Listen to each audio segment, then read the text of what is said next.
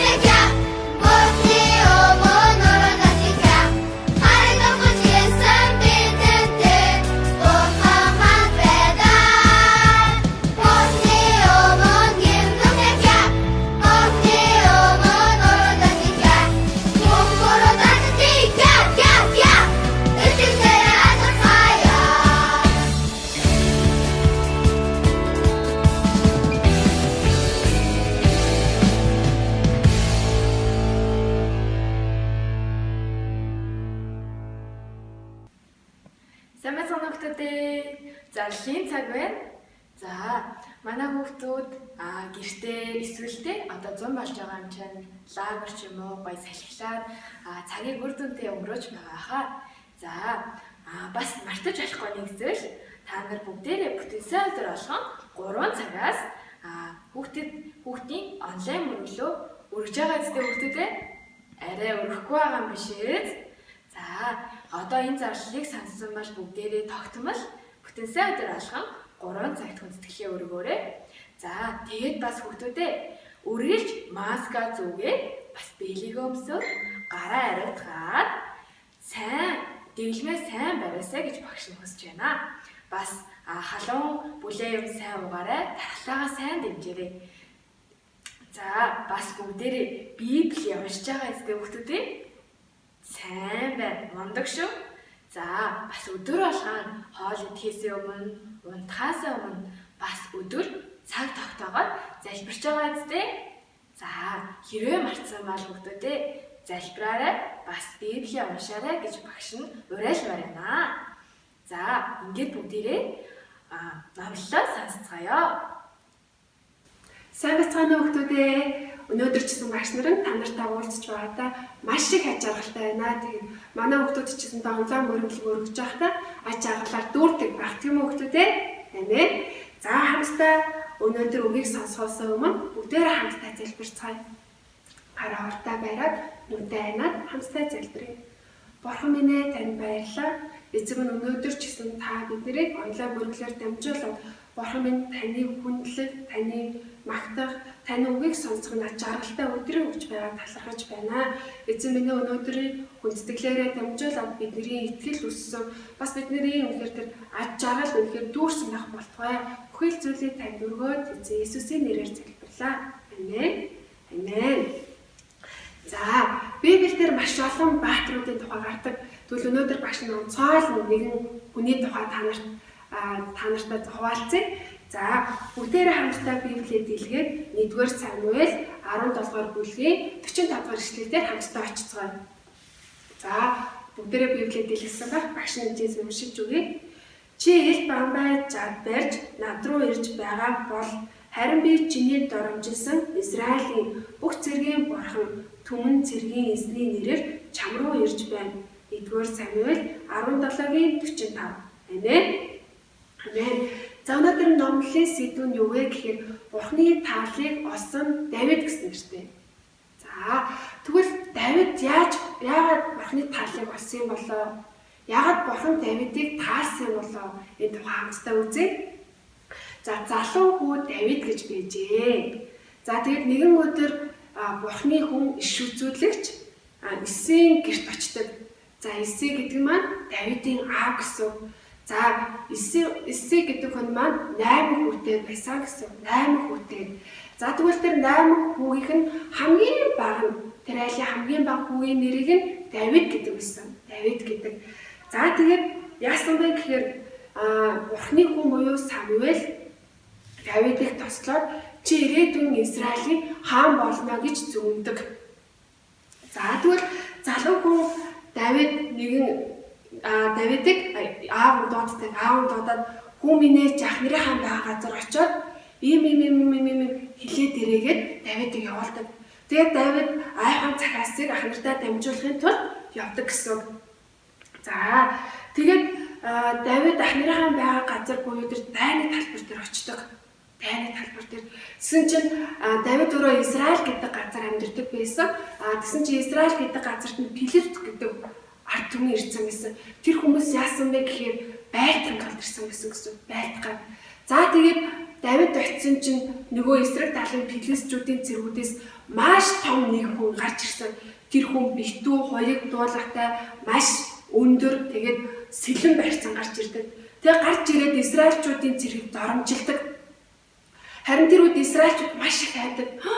Яасан бэ гэхээр тэр хүн маш их өндөр, маш их хоёрыг дуулах, бамбай, жаг бүх юм ингээд хангагдсан маш хүчтэй тэм цэрэг байсан учраас Израилийн цэргүүд бүгдээр айсан. Тэг хинэнч тэр цэрэгтэй тулдаж чадахгүй айсан гэсэн.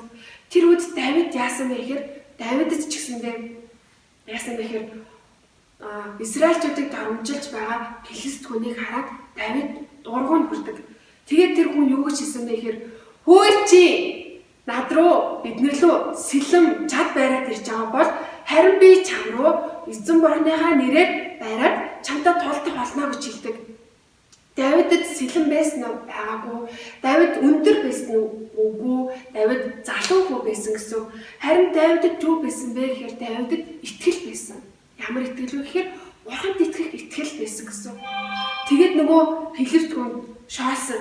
Чи ийм жижигхэн хэрнээ бүр надтай ч тулдан гэж юу? За яг хүрээд гэрэлтэй гэж Давидыг басдаг. Тэр үед Давид яасан бэ гэхээр түмэн цэргийн эзний нэрийг бариад тулддаг гэсэн.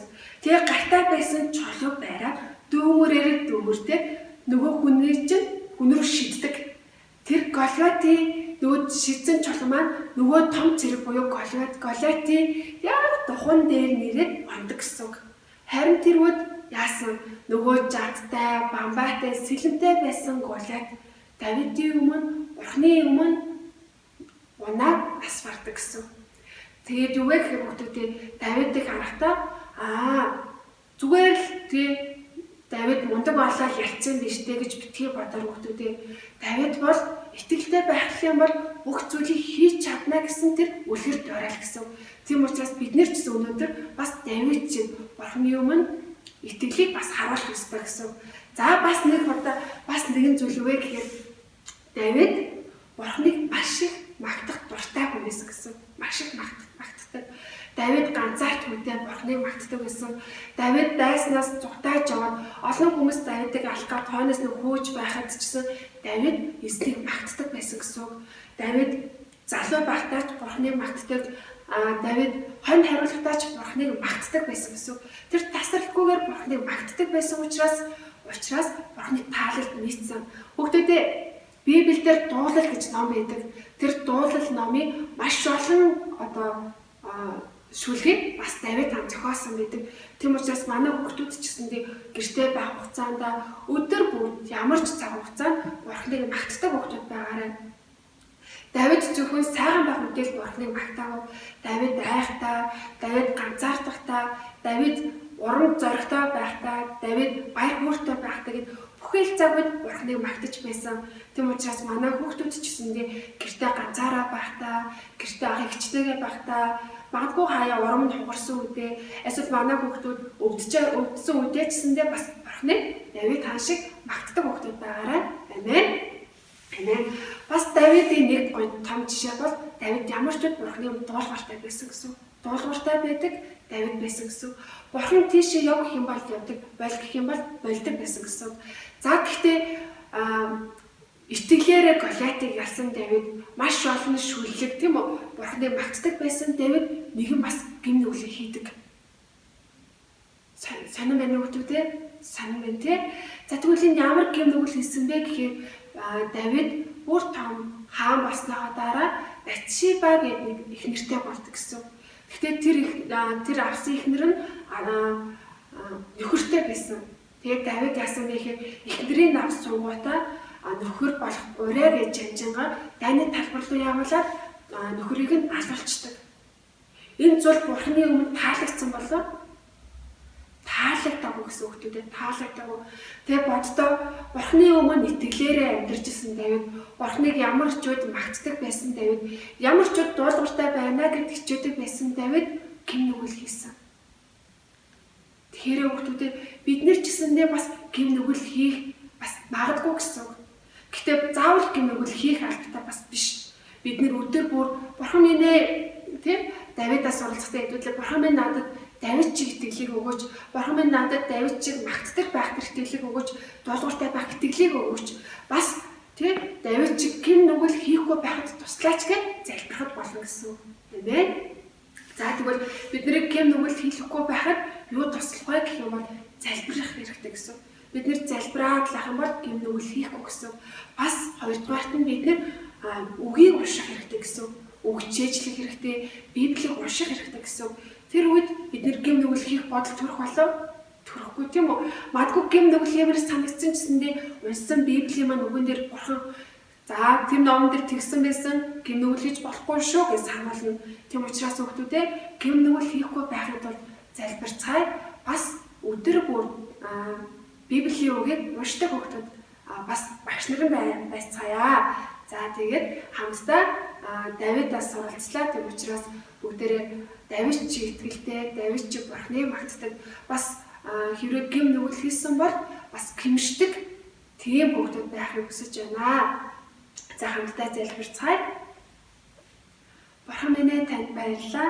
Эзэн минь бид нэр бас Давид чиг таны таалалд орсон хүүхдүүд байхыг хүсэж байна. Эзэн минь тэгээд итгэлээрээ бид нэр бүх зүйлийг хийж чаддаг. Бас юу ч болсон ямар ч нөхцөл байдал дотор эзэн аж жаргалтайгаар Бурхан минь таныг магтаж чаддаг хүүхдүүд байхыг хүсэж байна.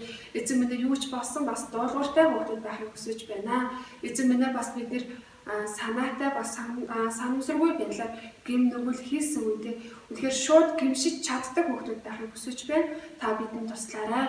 Та бидний зүрхсэтгэлийг цэвэр ариун байлгаж өгөөрэй. Танд нийцсэн таны тааллыг олсон бид нар байхыг хүсэж байна. Иесусийн нэрээр залбирлаа. Амен. Амен. За хүүхдүүдээ дараа 7 хоногт дахин уулзцаая. Баяртай. Сайн байцгаана хүүхдүүдээ. Эзний өдрийн мэнд багшны өргөлийн цагаараа хүүхдүүдтэйгээ уулзч байгаадаа баяртай байна. Одоо бүгдээрээ өргөлөө бэлдээрэй. За, манай хүүхдүүд бүтээсэн өдөр Бурхны өмнө өргөн гэсэн өргөлүүд байгаа те. Тэр өргөлөө бүгдээрээ гартаа бариад. За, тэгээ багш нь нэг зүйлийг хүүхдүүдэд хэлье.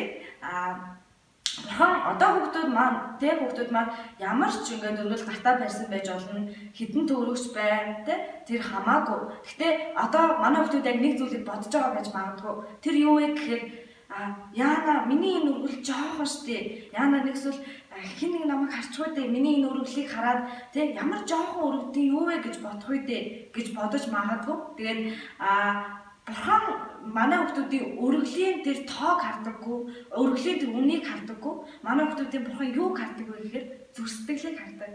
Үнэхээр энэ өргөлийг манай хүүхдүүд Бурхан минь танд баярлалаа гэж өргөж гин үү? За өргөх ёстой ч өргөчэй гэж өргөж гин үү? Яг энэ зүрх-сэтгэлийг Бурхан хардаг.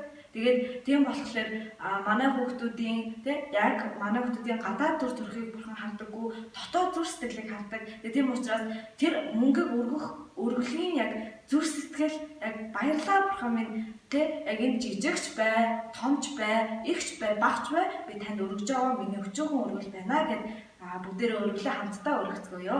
За бүгдээрээ өргөлийн хамтлаа залбирцгаая. Хайртай Бурхан аав минь танд талархлаа. Эзэн минь өнөөдөр ч гэсэн бид таны өмнө ирсэн байна. Эзэн минь бидний өргөлийг, бидний зүрх сэтгэлийг та хүлээж аваарай. Гэхдээ Бурхан минь та өргөлөөс илүү бидний зүрх сэтгэл танд чухал байдаг шиг эзэн минь бидний өргөж байгаа өргөл танд талархсан, танд баярлсан тэр зүрх сэтгэлээр өргөхийг хүсэж байна. Тэгээд энэ 7 хоногт бидний өргөсөн өргөлөөр дамжуулаад дараа 7 хоногт бид нар одоо байгаагаас илүү өргөл өргөхийг хүсэж байна. Одоо байгаа тэр зүрх сэтгэлээс илүү талархсан зүрх сэтгэлээр өргөдөг хүүхдүүд болохыг хүсэж байна. Танд үнэхээр их талархаж байна. Танд үнэхээр их баярлалаа. Гэр бүл байгаад талархлаа. Гэр орон байгаад талархлаа. Бурхан минь өргөх өргөл байгаад талархлаа. Та намайг энэ дэлхийд та намайг энэ дэлхийд хүн болгож мэдлүүлсэн танд талархаад бүх зүйлийг танд даатгаад эзэн Иесус Христийн нэрээр талархан залбирлаа. Амен.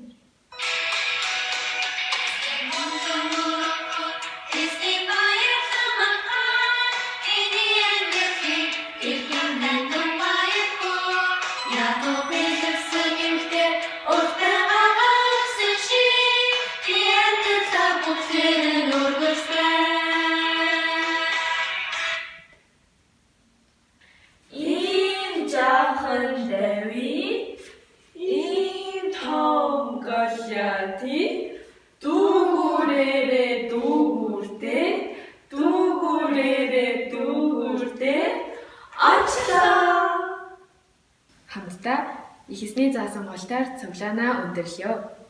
Тэнгэрт байгаа бидний эцэг минь таны нэр ариунаар дурсагдаг. Таны хаанчлал ирэх болтугай. Хүсэл тань тэнгэр шигээ газар дээр бэлэгдэх болтугай. Өдөр тутмын минь талхайг энэ өдөр бидэнд өгөөч. Бид өртөнгүүдээ уучлсны адил бидний өрийг мөн уучлаач. Биднийг сорилтонд бүү оруулаач. Харин бузар муугаас гэтлгээж учир нь хаанчлал хүч чадал алдар сүр өөрс таних. Амен.